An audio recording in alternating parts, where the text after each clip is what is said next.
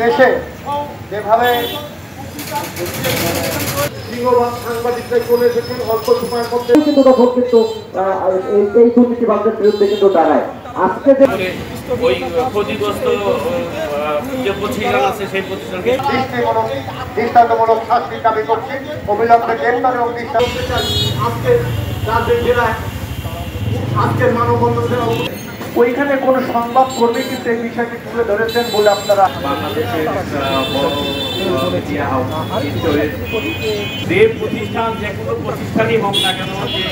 আমরা কারো বায়াস হয়ে কোনো সংবাদ পরিবেশন করি না, আমরা কোনো সংবাদ লিখি না। আমরা সুন্দরভাবে শুধু বলতে চাই যে এই অতর্কিত যে ঘটনাটি ঘটানো হয়েছে এটা নিন্দনীয়। আমরা রাজবাড়ী যারা সাংবাদিক রয়েছি তারা আমরা নিন্দা জানাই। এই জিনিসগুলো আসলে ঠিক না। আমরা রাজবাড়ির প্রেক্ষাপটে বলতে পারি, আমরা গত বলতে চান বলার চেষ্টা করেন, আমরা তাদের কেনাতে জানাই, আমরা পেশাদারিত্বের সাথে সাংবাদিকতা করি, আমাদের সততা নিষ্ঠার সাথে সংবাদ পরিবেশন করছি।